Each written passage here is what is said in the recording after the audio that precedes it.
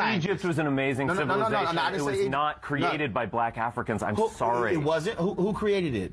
People who are white.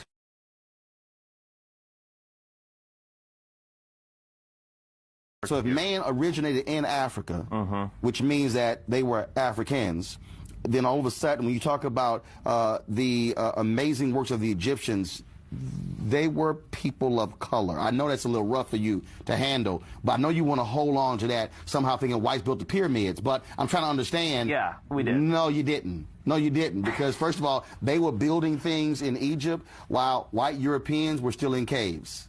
That's a fact. That's a fact.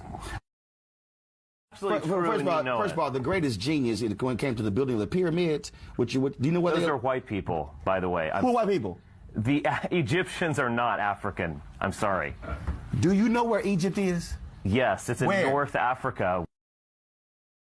Many of the early archaeologists came to the study of ancient Egypt and ancient Nubia from the perspective of Semitic languages or the study of the Hebrew Bible, and it was very important to them to bring Egypt specifically into the sphere of biblical studies.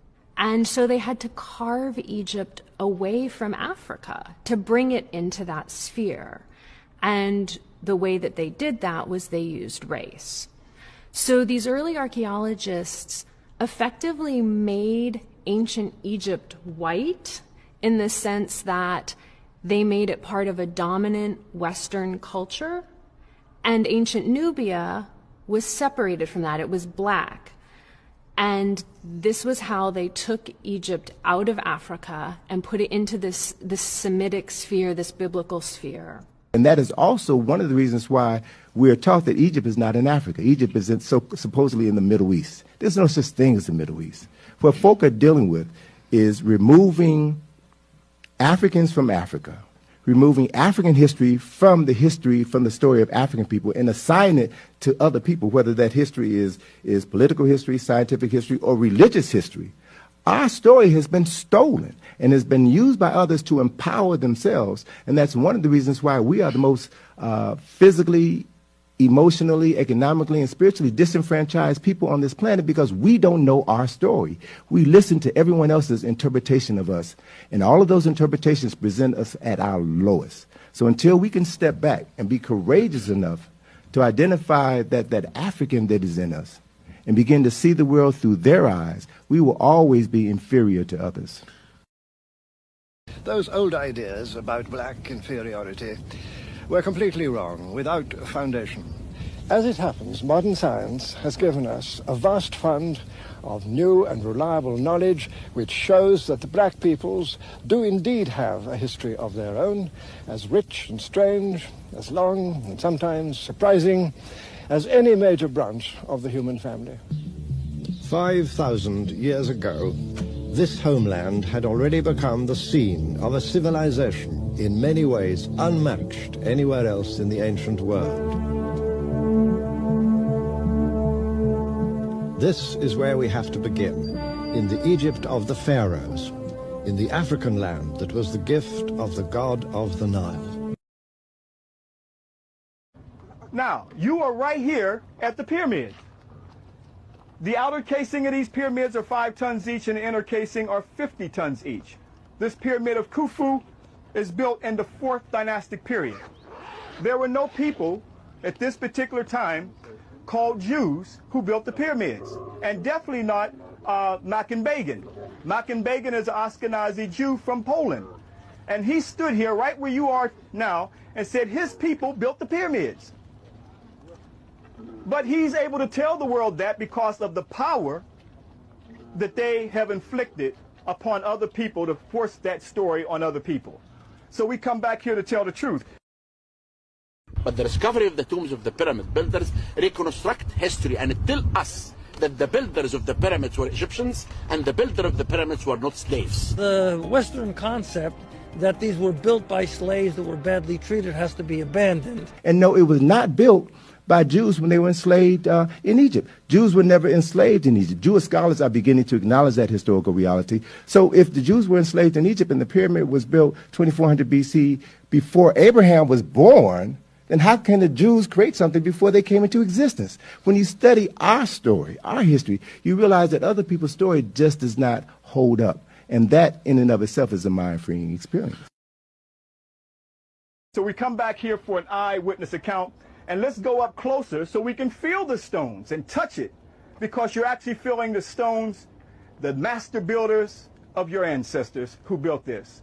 And I'm saying somebody knows something about us that we don't know about ourselves and definitely don't want us to know.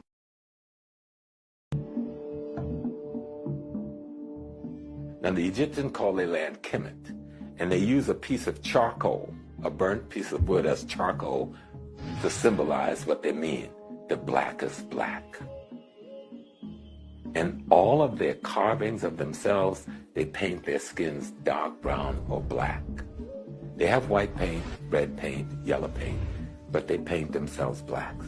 How anyone in the world, with so much information available for the public to see, can even be under any illusions that the Egyptian was even light-skinned? Just when you look at climate and weather, if you go to Egypt, you will notice that the weather is quite hot. And you will notice that it is almost impossible to be able to be outside dressed the way the carvings on the walls are as it relates to the people. Because you would get melanoma before we even knew melanoma existed. So they could not have been depigmented or less pigmented. They have to have been heavily pigmented. So what we have then is various eyewitness descriptions where people visited Egypt and they left an account of the Egyptians in their texts. So what you have is people like Herodotus, who describes them as black-skinned and woolly-haired. Galen, who describes them as having short, black, dry, and brittle hair. Not to mention, as Dr. Clark has taught us, where in the world did they do what they did in Africa? He used to say, are you telling me that Eurasians came out of Europe and built Africa up, but never went back to Europe to develop their civilizations the way they did in Africa? Or does it make sense that it was built up in Africa and it was sporadically brought across the globe to China and to Iraq and to Iran and into Europe, where you have the Stonehenge? Would that make better sense? So the answer is, there is no question at this point. Egyptians are black. The real Egyptians are black. Because the real Egyptians, they are real Africans. So those people in Lower Egypt, you see, in Cairo, Alexandria, and Falahins area, they were mixed between the Turkish, Mamluks, French, English, Romans.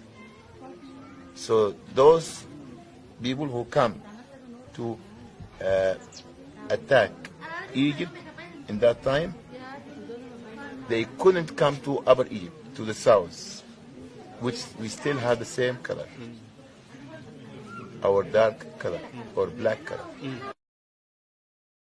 Now, just for the education of our viewership, why don't you share with us a breakdown of Egypt as it is today, insofar as blacks or combinations thereof of European descent and what have you?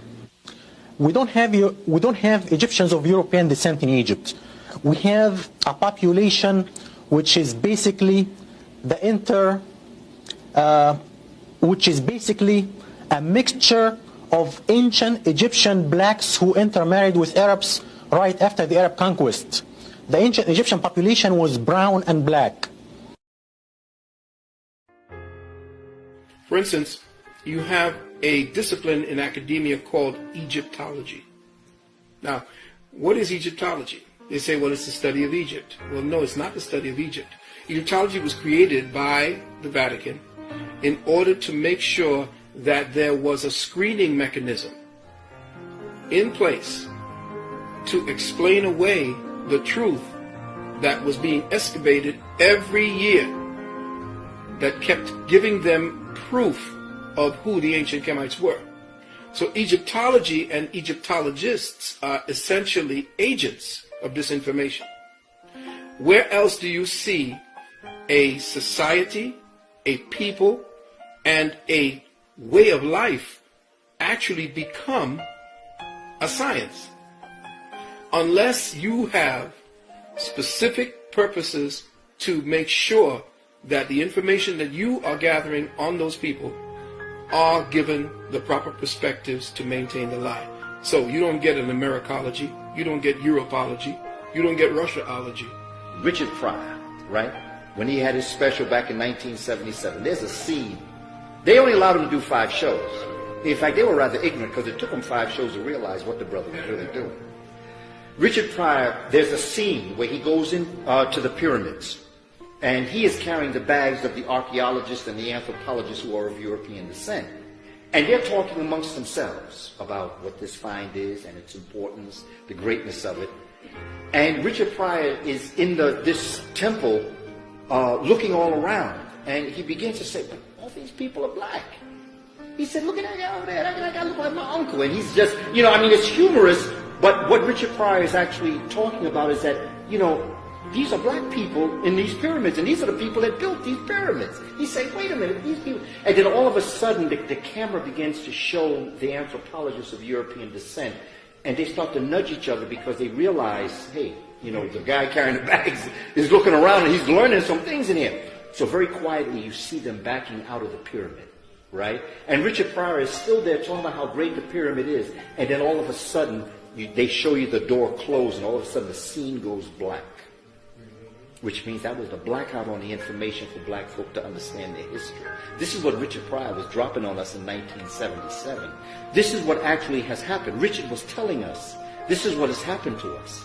Because as you become conscious, and brother becomes conscious, and as a community we become conscious, the Europeans who know this are beginning to realize. So they're trying to shut the door on us. After visiting Egypt, white scholar Count Constantine Duvalny wrote, "Just think, the race of black men today, our slave and object of our scorn, is the very race to which we owe our arts, sciences, and